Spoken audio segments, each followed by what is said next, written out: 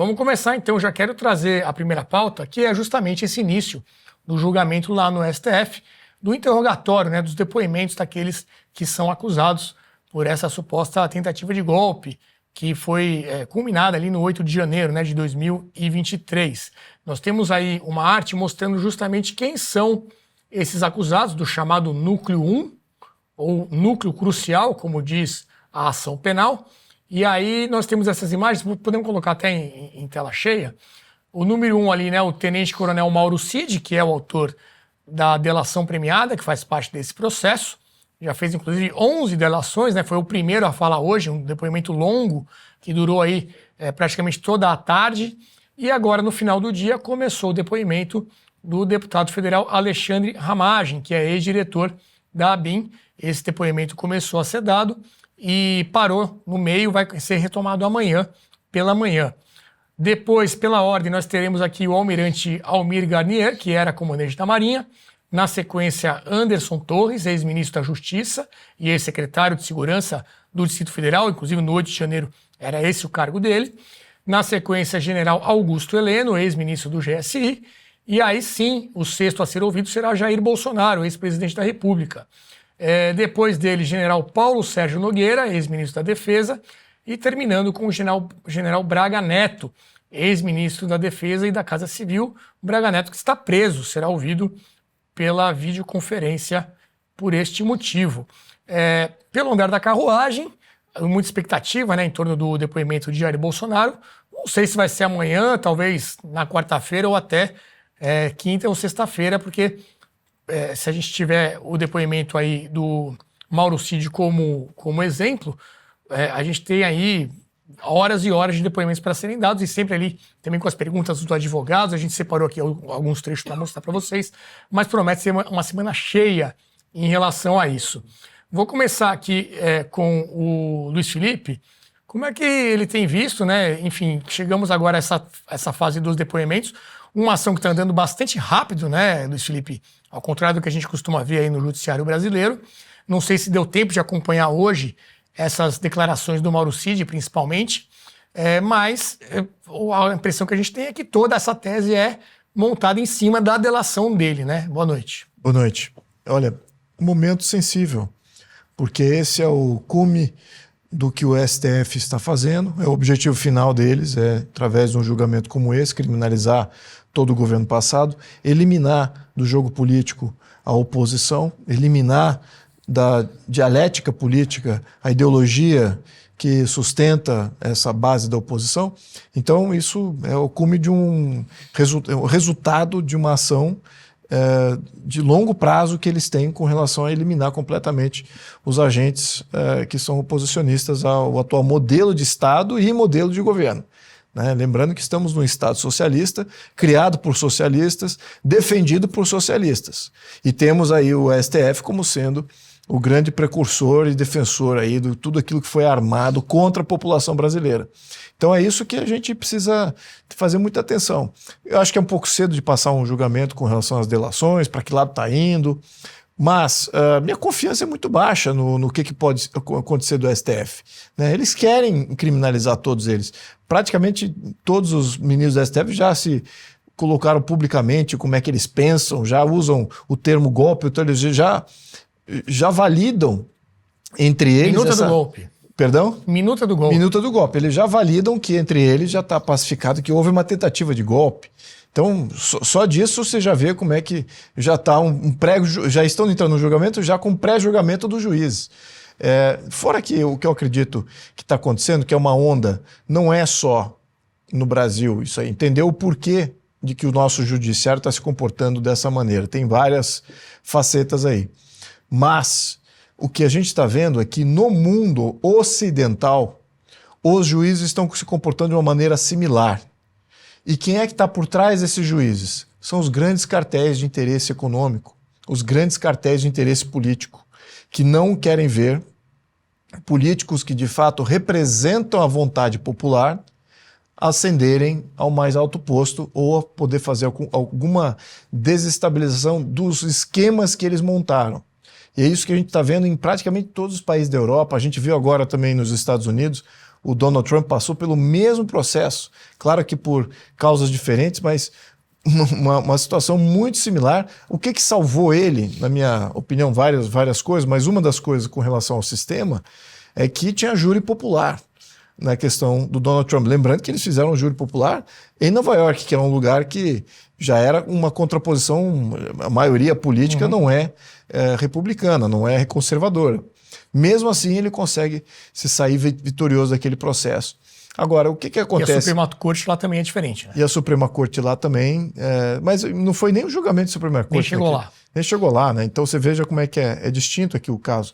Mas os judiciários do mundo, de uma maneira ou de outra, aonde der, eles estão agindo com esse viés. E o que está por trás dele? Esses grandes cartéis políticos e econômicos mundiais. É isso que está empurrando cada vez mais, né? Então é isso, a gente está vendo isso. A população está vendo mais nitidamente quem é que está por trás de todo esse jogo. Então, qual é a legitimidade desse julgamento? Na minha opinião, é muito baixa.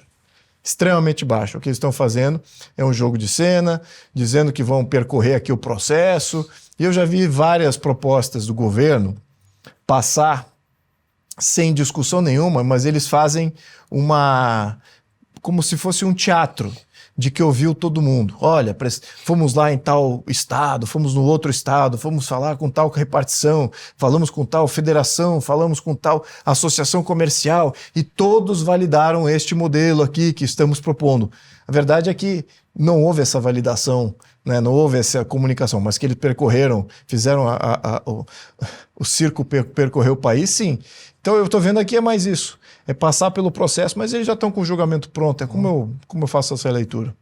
Muito bem, está aí a opinião do deputado, e eu quero passar aqui um primeiro trecho em que há uma pergunta feita pelo ministro Luiz Fux, agora durante esse interrogatório, para o Mauro Cid, que era o ajudante de ordens do Jair Bolsonaro, e aí a gente segue aqui com a análise. Vamos ver esse primeiro trecho separado. Nessa qualidade de anteparo, o senhor tinha a função de pressionar o presidente para assinar minutos do Estado de Defesa, Estado de Sítio e etc. e tal. Esse documento foi assinado? Não, senhor. Não foi assinado. Agora vão aparecendo os cortes, né, Lobauer? Então, foram horas e horas de depoimento.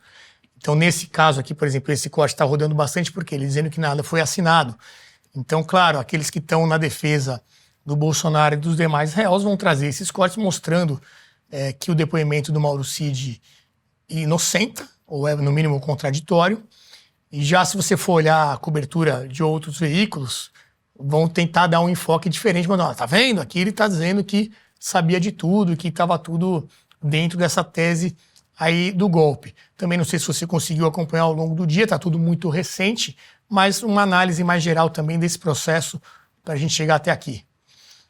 Olha, Renato, eu tenho uma certa dificuldade de acompanhar esse processo, porque alguns programas atrás eu me lembro que o Jean Turco pegou o dicionário do Bobbio, dicionário da política, abriu ali e falou assim, olha, vamos ver o que é um golpe de Estado, segundo a regra da ciência da política.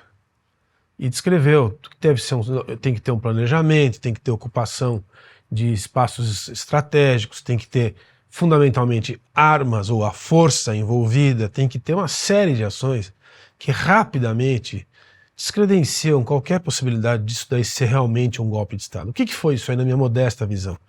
Foi uma reunião, sim, de aloprados e assessores próximos do presidente que vislumbraram uma saída de exceção num caso de tensão permanente pré-eleitoral. É isso que aconteceu. Quantas vezes, eu me pergunto, quantas vezes os ex-presidentes ou candidatos à presidência do partido presidente Lula, presidente Dilma, presidente Haddad, que seja qualquer um desses, quantas vezes eles não se viram em situações semelhantes? Quantas vezes? De uma meia dúzia de aloprados, inclusive durante a presidência.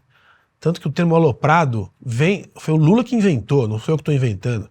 Foi quando apareceu lá na época com a campanha com o Alckmin, se não me engano, havia também uma ação de ruptura institucional ou de irregularidade, investigação irregular, entrada, um Watergate, vamos dizer assim.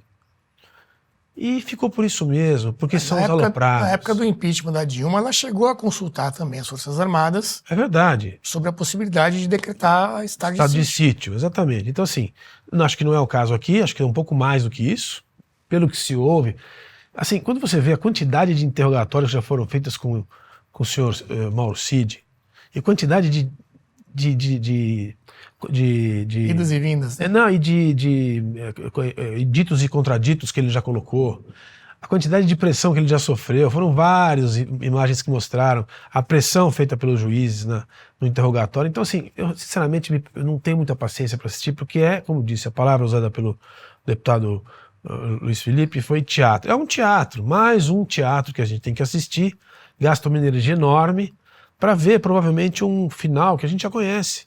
É um ambiente político, é um julgamento político, é o judiciário fazendo o que não deveria, porque tem um interesse político, ele quer eliminar um grupo político do jogo eleitoral.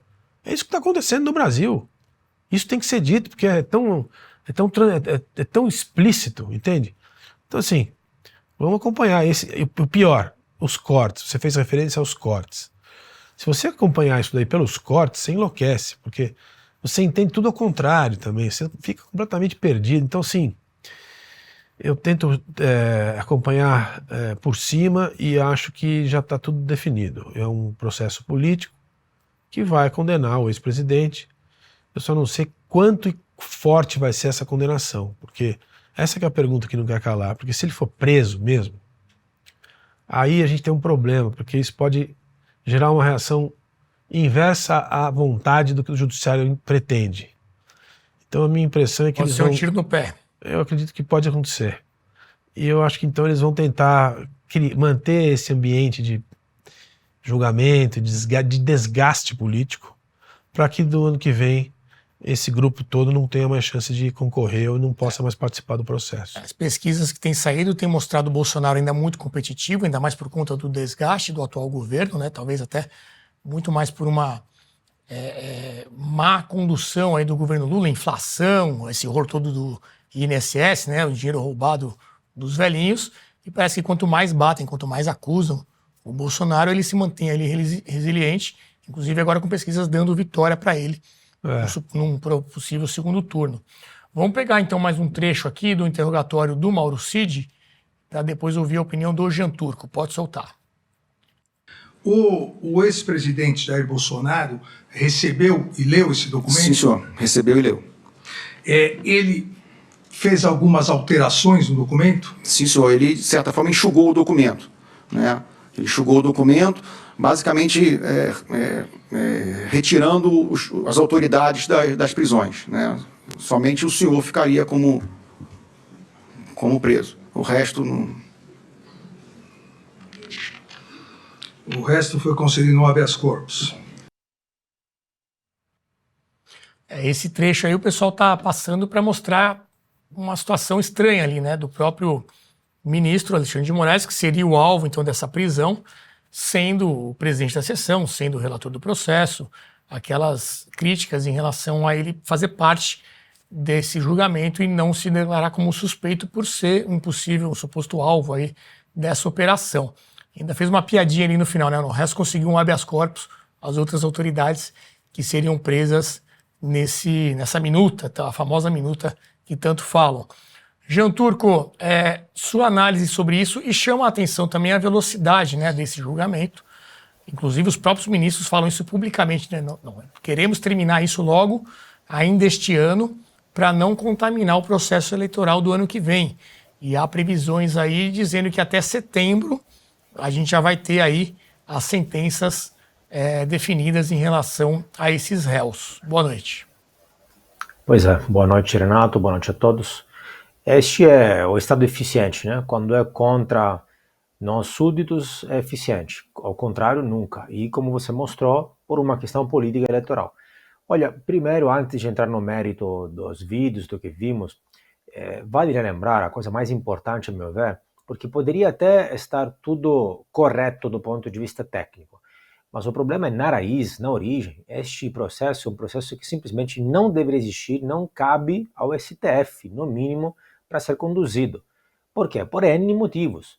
Primeiro, muitas das pessoas que estão sendo investigadas nem têm foro privilegiado para começar, então não deveriam nem ser investigadas pelo STF.